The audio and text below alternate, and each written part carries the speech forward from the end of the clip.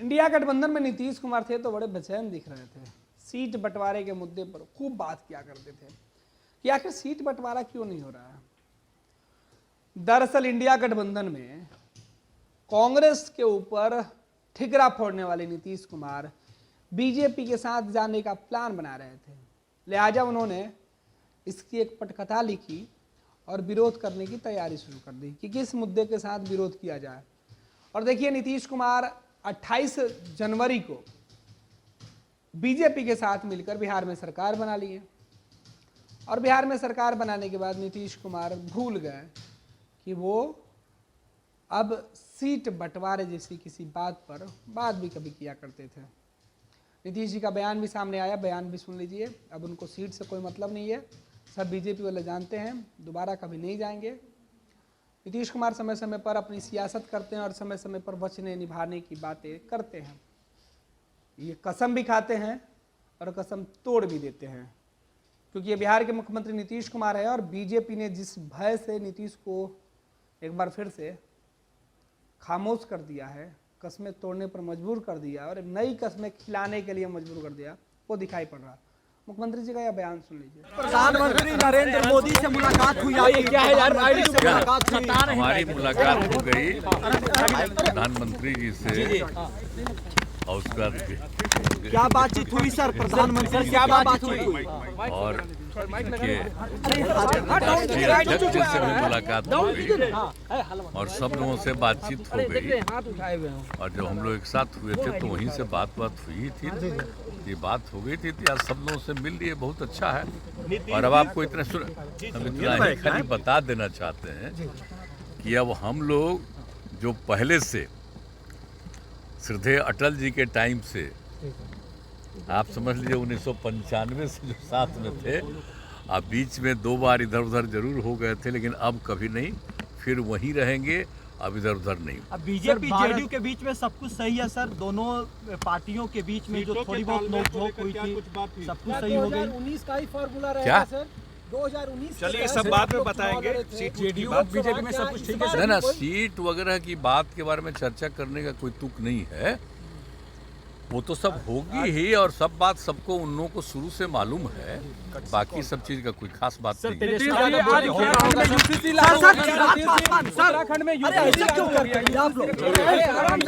है।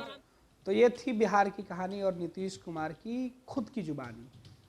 कहीं नहीं जाएंगे, अब हमेशा यहीं रहेंगे, मुख्यमंत्री दावे कर रहे थे। दूसरी बात करें कि बिहार के मुख्यमंत्री नीतीश कुमार कल प्रधानमंत्री से मिलने गए थे। कल डे था, रोज डे, वैलेंटाइन वीक चल रहा है, पखवाड़ा चल रहा है। अक्सर कहा जाता है कि रूठे हुए प्रेमिका को मनाने का ये महीना है। प्रेमी पुराना होता है तो यादें गहरी होती है। गुलाब के फूल के सहारे एक बार फिर से गिले शिकवे भुलाकर पुरानी आहें एक बार फिर से भरा जाता है।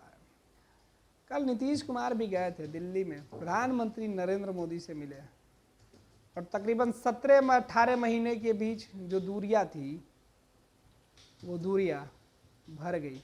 लेकिन गुलाब का फूल हाथ में नहीं था, ये फूल था जो नीतीश को जोड़ रहा था नई संवेदना के साथ, नई शक्ति के साथ, नई संदेशों के साथ। मुख्यमंत्री नीतीश कुमार जब बिहार में बीजेपी के साथ थे 2020 के चुनाव में, 2022 के चुनाव में अलग हुए, नरेंद्र मोदी से नाराज थे, बीजेपी के खिलाफ नाराज होकर चले गए थे। लेकिन समय बदली, परिस्थितियां बदली। नीतीश कुमार जिसको अपना वारिस बना रहे थे, राजनीतिक वारिस, अब उसी के खिलाफ उन्होंने एक बड़ा प्लान बनाया और उसको छोड़ के फिर से नरेंद्र मोदी के साथ चले गए। लेकिन इस बार जब नीतीश कुमार गए तो बहाना अच्छा था कि सीट बंटवारा, हालांकि वो बयान इसके पहले हमने सुना दिया। और आज हम बिहार की सियासत की बात इसलिए कर रहे हैं क्योंकि देश में 2 लोगों की बात हो रही है, एक प्रधानमंत्री नरेंद्र मोदी और दूसरे नीतीश कुमार की। नीतीश कुमार की बातें इसलिए हो रही है क्योंकि नीतीश कुमार अपने वादे नहीं निभा पाते हैं और नरेंद्र मोदी की बातें इसलिए किया जाता है कि वो बातें खूब बना जाते हैं। मोदी जी हैं, संसद में हो या देश के किसी भी कोने में हो, कुछ भी बोल जाते हैं और सब माफ़ हो जाता है। मोदी जो है वो बोलते हैं तो देश को सच लगने लगता है, एक उम्मीदें जगने लगती है। लेकिन उसी उम्मीद को एक बार फिर से दूसरे बयानों में प्रधानमंत्री नरेंद्र मोदी तोड़ देते हैं। नीतीश कुमार भी कम बस यही काम करते हैं। खैर, मुख्यमंत्री नीतीश कुमार और नरेंद्र मोदी की मुलाकात के साथ साथ अमित शाह की मुलाकात की तस्वीरों वाली हम बात कर रहे हैं, फूलों के गुलदस्ते वाली बात कर रहे हैं। प्यार के महीने में गुलदस्ता गुलाब का नहीं हो तो फिर सवाल तो उठेगा साहब, मन में क्या चल रहा है। दावे तो आप बड़े कर रहे हैं, लेकिन हकीकत क्या है। तो उन डालियों से बने गुलदस्ते की चर्चा हम कर रहे हैं। फूल अगर डाली से तोड़ दिया जाता है तो वो श्रृंखला में अलग अलग हो जाती है, लेकिन जब वो एक साथ लड़ी में होता है, जब साथ में जुड़ा होता है, तो वो डाली ही होता है। ये हम समझाने की कोशिश कर रहे थे। तो वो फूल क्या था? वो फूल है अलग अलग रंगों से, मनमोहक रंगों से, और अपने प्रति लोगों को आकर्षित करने वाला यह फूल है। अरे कहा जाता है कि फूलों का राजा गुलाब है, लेकिन गुलाब से भी ज्यादा ये ताजा है। इस फूल ने नरेंद्र मोदी और नीतीश कुमार के बीच जो कटुता थी, जो दुश्मनी थी, जो एक दूसरे को नहीं देखने की ताकत थी, जो आंख से आंख नहीं मिलाने की जो हिम्मत थी, वो सब इस फूल के गुलदस्ते के साथ खत्म हुआ और नई ऊर्जा का संचार हुआ। अब नरेंद्र मोदी और नीतीश कुमार एक दूसरे के सामने, एक दूसरे के आंखों में आंखें डाल के मुस्कुराते हुए गले मिल रहे थे। तो इस फूल की ताकत यही थी। जो ब्लू कलर की ये फूल है, मेहरूनी मतलब हल्का लाली वाला फूल है। इस फूल के बारे में जो बातें कही जा रही है और इसके बारे में जो शोध है वो है कि इस फूल से ऊर्जा और जो है कि आप कटुता, शांति मन में आता है, परिस्थितियाँ उस अनुकूल बन जाती है। तो नीतीश कुमार ने उसका चुनाव किया। अक्सर गुलाब के फूल सियासत में खूब चर्चा में होते हैं, और चर्चा इसलिए भी कि कल वैलेंटाइन का दिन था और सोशल मीडिया पर कई सारे लोग पूछ रहे हैं कि भाई वैलेंटाइन बाबा वाले दिन, वीक में रोज डे के दिन, वैलेंटाइन वीक पखवाड़ा ही चल रहा है तो इसलिए किसी भी दिन कुछ बोला जा सकता है। गुलाब की जगह पर प्रधानमंत्री को लुभाने के लिए, प्रधानमंत्री नरेंद्र मोदी को रिझाने के लिए, अमित शाह को रिझाने के लिए, ये रिझाना शब्द हम इसलिए इस्तेमाल कर रहे हैं, नीतीश कुमार अब उसी जगह पर बैठे हुए हैं जहां से वो केवल रिझा सकते हैं। वो डिमांड नहीं कर सकते हैं, बल्कि वो अदाओं के माध्यम से अटखेलियां कर सकते हैं, क्योंकि नीतीश कुमार अब उस हैसियत में नहीं है कि वो डेयरिंग दिखा लें। फिलहाल नीतीश कुमार के हाथों में जो बुके है, जो फूलों का गुच्छ है, नरेंद्र मोदी और अमित शाह को दोनों को उन्होंने दिया है, दोनों को अलग अलग रंग का दिया है। और इसके बारे में थोड़ी सी बातें कर लेते हैं कि आखिर ये है क्या।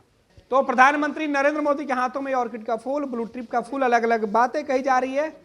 और ये ऑर्किड का फूल इसलिए भी खास हो जाता है, या ब्लू ट्रिप का फूल इसलिए भी खास हो जाता है क्योंकि इस फूल की खासियत ये है कि जब लोगों के पास पहुंचता है तो एक नई ऊर्जा का संचार करता है फूल। और इस फूल के गुलदस्ते को लेकर कई तरीके की बातें कही जा रही है। इसके नाम को लेकर भी हमारे लोग जो हमारे साथ काम करते हैं भिन्न भिन्न प्रकार के मन और मनभेद रखते हैं।